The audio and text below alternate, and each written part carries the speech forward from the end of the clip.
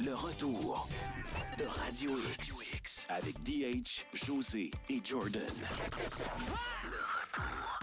Radio X. Le Doc Mayou. L'animateur le plus radioactif actuellement.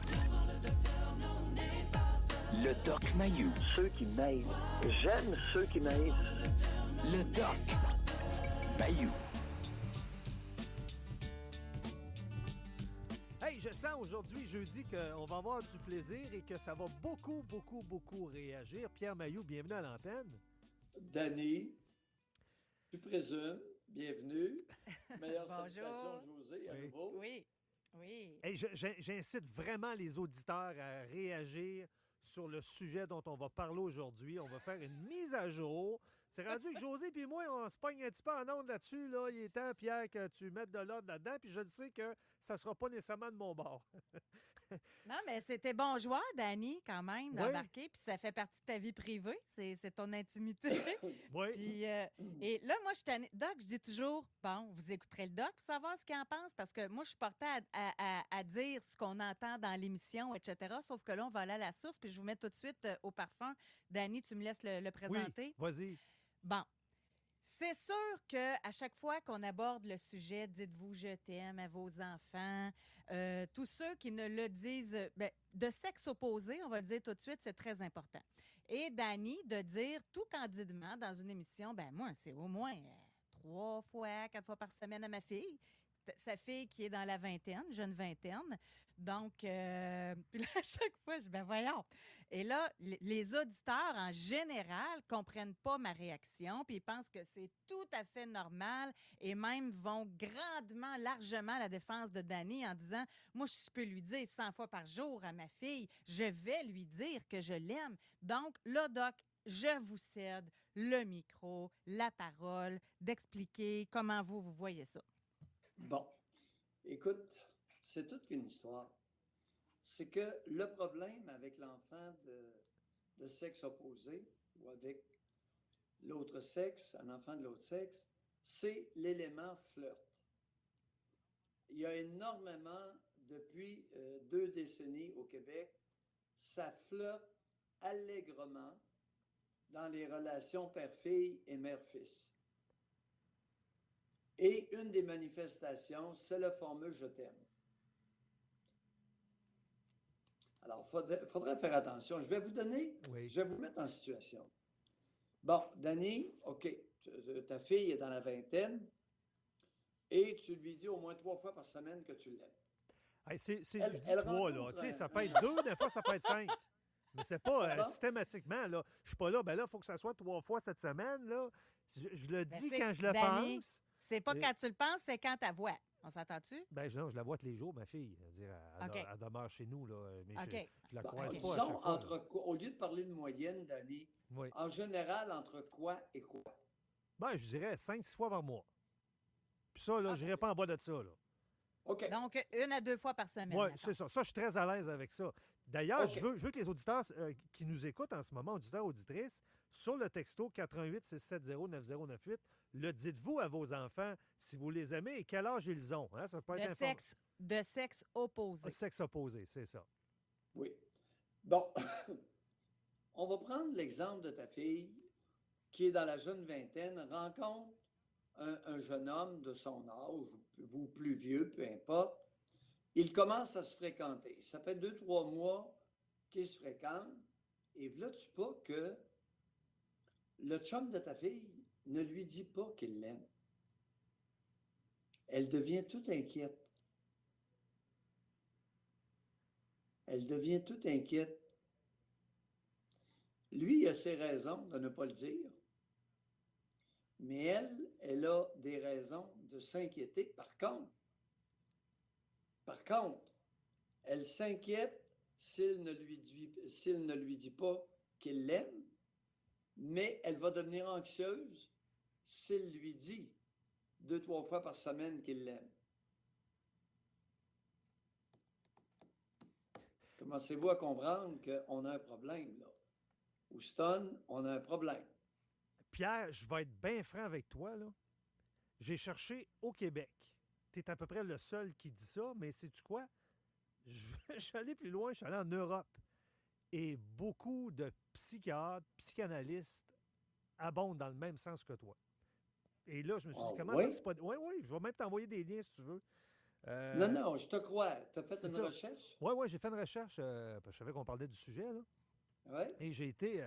puis les réponses, c'était... je n'ai pas cherché longtemps, là. Quand tu...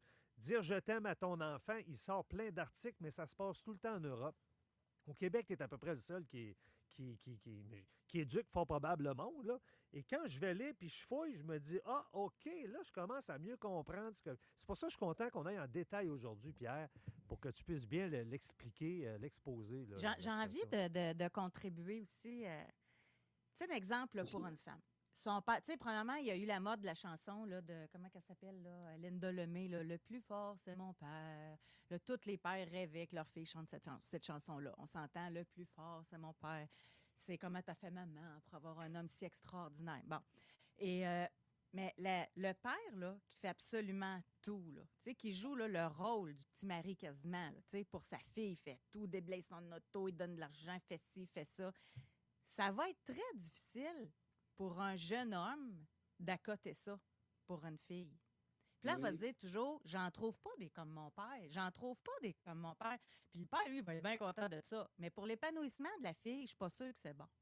C'est ça le point. Mais si elle en trouve un qui veut compétitionner le père, je vous préviens que son anxiété va grimper beaucoup. Et elle risque de se retrouver chez sa médecin à se faire prescrire des antidépresseurs. Qu'est-ce qui va causer cette anxiété-là? Le sentiment de conflit, manque de loyauté? Oui, le conflit intrapsychique. Vous savez, c'est très lourd de conséquences. L'histoire de flirter l'enfant de l'autre sexe. Mais tu sais, c'est C'est parce qu'on très- n'est pas toujours, Pierre, on n'est pas toujours conscient, là. Tu sais, quand tu l'expliques, je suis allé lire aussi, là, ça disait qu'à un moment donné, les parents, ils font plus le rôle d'éducateur ou d'éducation, ils font un rôle de séduction. C'est pas là pour apprendre à ta fille de comment séduire avec les hommes, tu es là pour l'éduquer. Ça allait quand même assez large. Fait que quand tu lis là-dessus, tu dis, OK, je suis peut-être mieux de lever le pied. Ça disait pas de ne pas aimer, c'était le mot « je t'aime ». Bon, Mais- Ça? oui. Mais Alors, démontre-le, la par exemple. déclaration, on va y aller concrètement. La déclaration d'amour, absolument non nécessaire. Oui. Par contre, témoigner de l'affection, être attentiste à son enfant et s'intéresser à son développement, à son évolution. Toujours bon et sain. Maintenant, un père témoigne comment son affection à sa fille. Première chose que la plupart des hommes vont faire, des pères nouvelle vague, c'est les câlins. Écraser les seins de sa fille sur son thorax à lui. N'est-ce pas, Danny? Tu as vu ça à maintes Oui, reprises oui, j'ai à vu l'âge ça. que Ben t'as. oui. Ben, écoute, les auditeurs qui nous écoutent le font, là. C'est ça. L'affection d'un père avec sa fille qui a 9, 10, 11 ans, d'abord, c'est dans le timbre de voix. D'abord, c'est dans l'écoute. C'est ça, l'affection. Elle a besoin d'un petit service, on le lui rend tout de suite. C'est quoi un service, Pierre?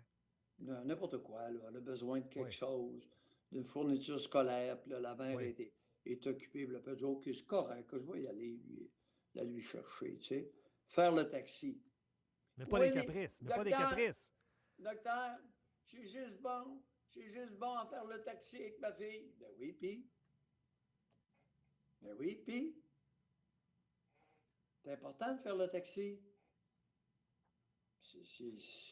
Parce que parfois, ils ont toutes sortes de besoins.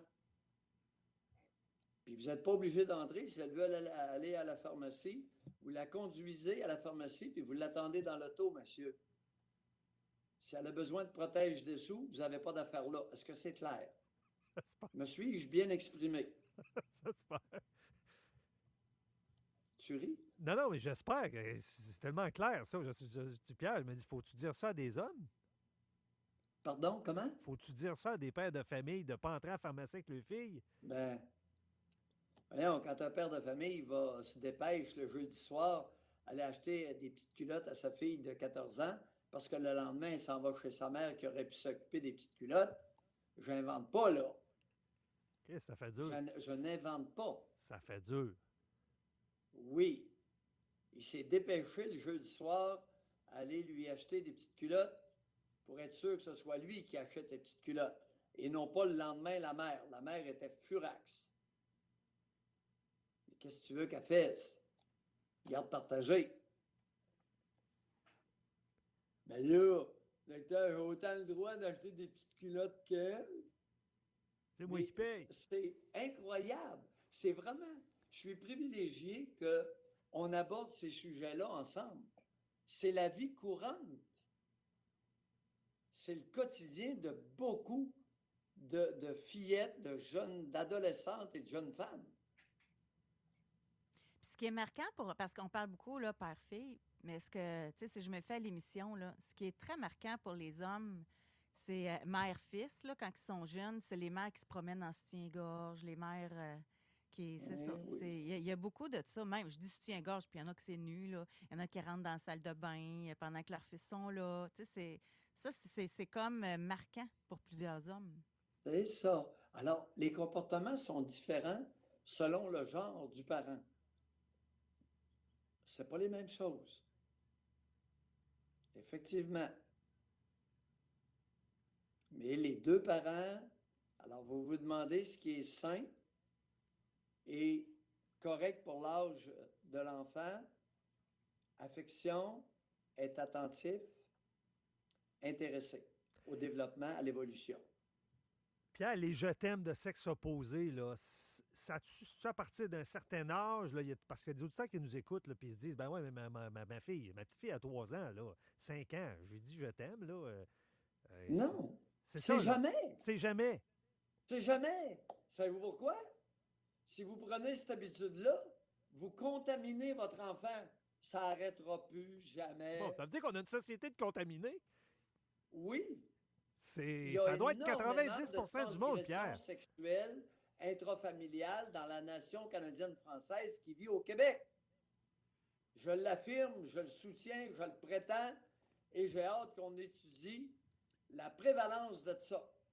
Quel est le pourcentage de parents qui transgressent sexuellement avec leurs enfants de sexe opposé? Puis plus dans que la ça, nation Dany, canadienne-française qui vit au Québec. Moi, je suis convaincue que c'est tellement généralisé qu'à l'inverse, ceux qui ne le disent pas à leur fille ou à leur fils, là, ben leurs enfants pensent que c'est pas des bons parents. Ou sont pas aimés. Sont pas aimés. Oh, oui. Un enfant qui vient, qui va chez ses amis, puis qui entend son père dire à sa fille qu'il l'aime, et elle, à la maison, cette petite fille-là, son père, il dit pas. Fait que là, vas-tu se mettre à dire, ben, coudonc, moi, tu penses que je suis pas aimé, ils me le disent pas. Ouais. Et lorsque débutent les fréquentations, là, il va y avoir toutes sortes de réactions. Le jeune homme de 16-17 ans qui commence à fréquenter une jeune fille de son âge, de 16-17, et à un moment donné, il se tourne, puis le père, lui, il quitte, les deux quittent. Je t'aime. Dany? Oui. C'est le jeune homme de 17 ans. Tu viens d'entendre le père de ta petite amie que tu commences à fréquenter qui lui crie « Je t'aime ». Tu fais quoi? Tu dis quoi? Tu penses quoi? Tu te sens comment? Ouais. Comme ça peut être le gars de 15-16 ans qui a ses chums chez eux, puis que ses parents ils disent « Je t'aime, tu t'aides », il peut avoir un malaise, là. De ce que je lisais, Ta là, mère. c'est pas... Non, le père, c'est très rare qu'un père crie à son fils « Je t'aime ». Hey. Et là, c'est rien. Le fils, il a 18 ans. Il invite 3-4 de ses chums. Ils se font un petit party à la maison. La mère s'invite, s'enivre, tombe par terre. Ils sont obligés de la prendre, de la coucher dans son lit. Chercher l'erreur.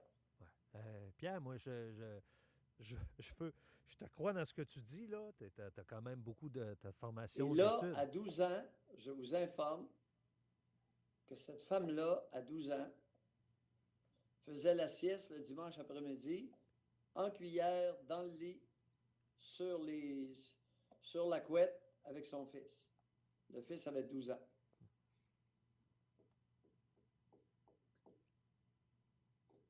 Mais Et ça, on- inutile d'ajouter que la mère, c'est une professionnelle de la santé et d'une grande beauté.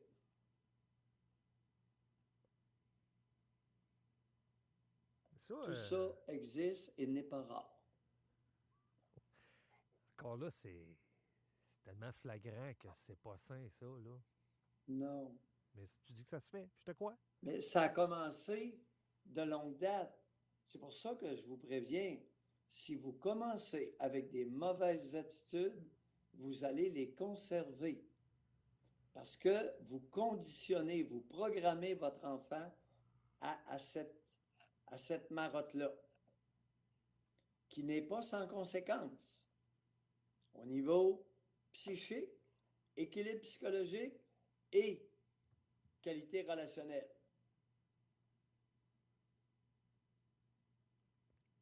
À Fait que Danny, réfléchir, qu'est-ce que n'est-ce tu pas? fais avec ça? Ah, de toute façon, moi, je ne pense pas changer parce que c'est comme ça depuis des années. Je vais peut-être lever le pied, mais ça sera pas. Mais sais-tu quoi? Moi, je pense que je vais avoir la discussion. On va avoir la discussion là-dessus à un moment donné. Je veux. Avec qui? Avec ta Avec fille? ma fille, ben oui. Je vais lui dire. Puis des fois, peut-être qu'on le dit, puis je lisais souvent que, tu sais, ça disait, lui, là, comment il le perçoit, puis ça y intéresse-tu ou elle, ça y intéresse-tu de se faire dire je t'aime? Peut-être que c'est non aussi. Ça va être oui. Et si tu arrêtes sans explication, là, niveau d'anxiété va grimper beaucoup chez Ben, la fille. C'est ça? Pourquoi? T'es habitué? Non, non, non, non, non. Qu'est-ce qui se passe? Mon père ne m'aime plus. Qu'est-ce que j'ai fait?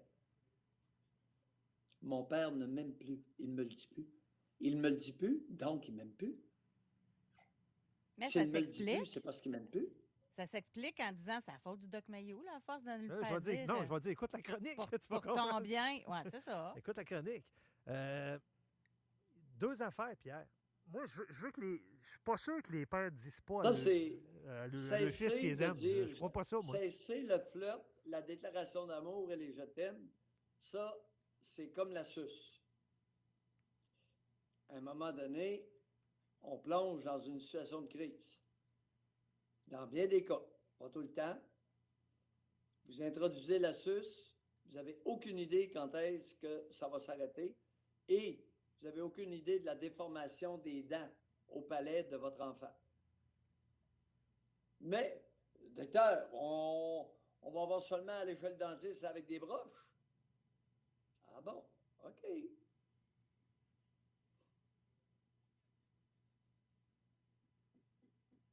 Bon, les gars, moi, je suis pas. Les auditeurs qui écoutent par texto, est-ce que les pères disent à le. Parce que moi, ce que tu dis, Pierre, je veux bien le croire, là. Je ne sais pas si tu as des stats, mais je l'entends souvent, moi, des pères qui disent à le gars qu'ils aiment. Là. Bien, il y a moins de problèmes là, Doc. Hein? Ouais. Comme la mère avec sa fille. Ouais, c'est pas la il y a même moins de chose. problèmes là. C'est pas la même chose, puis souvent, ouais. Souvent, ce que j'ai vu, pour continuer dans la même foulée, Danny, ce que j'ai vu souvent, c'est qu'il va dire à son fils « je t'aime » pour le dire 20 fois plus à sa fille. Ah, OK. Tu sais, les hommes ont appris à être hypocrites, cher Ouais, Danny. ouais, pour vrai. L'homme contemporain a développé des attitudes. Oh! Mais, Doc, si la mère là, Oui. est très maternelle avec sa fille, ben ça va moins lui manquer à sa fille que son père lui dise je t'aime. Ça se peut-tu, ça aussi? Définitivement, définitivement.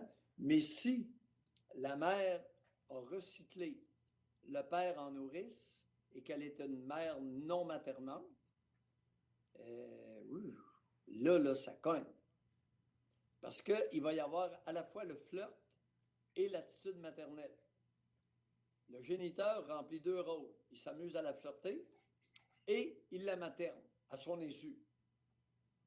Alors, quand il va arrêter, là, ça va faire mal, et lorsqu'elle va s'essayer à vivre l'intimité, ne pourra pas fonctionner. Ça ne pourra pas. Messieurs, avec votre « je t'aime », là, vous condamnez votre fille à l'isolement dans l'intimité. C'est une condamnation. Pierre, répondons. Là, ça fait à peu près 25 fois que je lis ça depuis qu'on en parle. Là. De la première chronique que j'ai faite avec toi, à chaque fois qu'on en parle, les gens disent tout le temps, ouais, certains nous écrivent. Bon, ben ça, c'est parce que Pierre, il est d'une autre époque, puis dans le temps, ça ne le disait pas à ses enfants. Maintenant, ça a changé. Puis c'est parce que Pierre, il n'a pas eu d'amour de ses parents. Fait que là, qu'est-ce que tu réponds à ça? Moi, après ça, là, on va faire le tour. Pour votre information, j'ai eu une mère qui était très affectueuse avec les bébés, très dévouée pour ses enfants, qui a fait énormément de taxis, mais pour ce qui est de l'intérêt à leur développement, elle se fiait, comme dans mon cas, à l'école. Parce qu'elle n'avait pas beaucoup de scolarité. Alors, pour ce qui est de... Et les jeux, elle nous fournissait facilement du matériel, des boîtes, toutes sortes d'affaires, des outils. Alors, c'était l'époque, c'était très simple. On n'avait pas de casse-tête, ça n'existait pas. Ça ne se vendait pas, ça, des casse-têtes en Normandie quand j'étais jeune. Moi, les premiers casse-têtes que j'ai vus, j'avais un certain âge. Il n'y avait pas de magasin où il y avait les jouets. Le père de ma mère en faisait. Il faisait des jouets en bois, il était très habile de ses mains. Alors, la plupart des jouets puis ma mère confectionnait des poupées pour les filles. C'était fait manuel. Puis elle était habile. Elle faisait des cheveux, toutes sortes d'affaires. Des petites robes. Puis, fait que les petites filles s'amusaient à catiner, mais c'était pas avec des Barbies, ça n'existait pas. Oui, je suis d'une autre époque. Mais l'affection, être attentif aux enfants, puis s'intéresser à leur développement. Ouais, à un moment donné, quand j'ai décidé d'aller partir de Normandin, j'avais 11 ans et demi, j'ai annoncé à ma mère que je voulais aller pensionnaire à Québec faire mon cours classique. Ma mère a confié dans une vidéo, je ne le savais pas. Elle dit, quand il m'a dit ça, elle dit, je me suis assise. Ma mère ne s'assoyait jamais. Elle avait 6 enfants. Mon père, il y avait des employés. Ma mère ne s'assoyait jamais. Elle dit, je me suis assise. Moi, je ne me rappelle pas de ça. Je n'avais pas remarqué. C'est elle qui en a témoigné lors d'une biographie faite par Radio-Canada. Fait que, puis elle ne fait pas un mot. Elle s'est assise, puis elle n'a pas dit un mot. Puis mon père, il dit, Pierre, il dit, je vais payer, il n'y a pas de problème. Fait que c'est tout. Ça s'est arrêté là. Alors, s'intéresser au développement de son enfant, c'est ça. Moi, j'ai dit, je veux aller faire mon cours classique à telle place. J'avais 3 places, j'ai dit, j'appelle qu'à 3 places, puis je préfère Cap-Rouge qui est aux côtés de Québec. Aïe aïe! C'était une trotte, là. C'est 225 000. Mettez ça en kilomètres, c'est près de 400. Alors, c'est ça. S'intéresser au développement de son enfant, ça peut être se taire quand l'enfant prend une décision qui est dans son intérêt à lui. Écoutez, j'ai été le premier instruit dans ma famille élargie. Il y en a un de mes oncles du côté de ma mère qui a terminé sa 12e année. Les autres, mon père avait une 3e, ma mère avait une 5e. Il y en a quelques-uns qui sont rendus à 7e, mais la plupart s'arrêtaient à la 5e. Là, je ne veux pas vous vieillir, là, mais dans votre temps, c'était-tu plus honorable pour une famille d'avoir un fils curé? Ben oui. Ben oui, écoute. Plus que médecin, plus que psychiatre, plus que... Ah non, médecin. Moi, dans ma famille, évidemment, ma mère voyait là un futur curé, et boy, si elle aurait été fière. Mais oui. Alors, dans la plupart des grandes familles, une sœur et un religieux. De préférence un prêtre. Mais oui. Mais, à un moment donné, il y a quelqu'un qui m'a demandé comment se fait-il que j'ai été 8 ans chez les Pères Capucins à faire mon cours classique, puis je suis pas allé au noviciat, puis j'ai continué en médecine. C'est que j'aurais aimé être missionnaire, entre autres en Afrique. Mhm. Mais le problème que j'avais, c'est que je me masturbais à tous les jours. Fait que le Ah, vœu de vous aviez pas le droit? chasteté- Ah, OK, OK, OK. Non, ben c'était péché. Péché, ça. José. Ben oui. C'était Mais même péché pour de être se masturber. missionnaire, oui. OK. Oui, ben le missionnaire, c'est que pour devenir prêtre, il y avait 3 vœux. Pauvreté, chasteté, obéissance.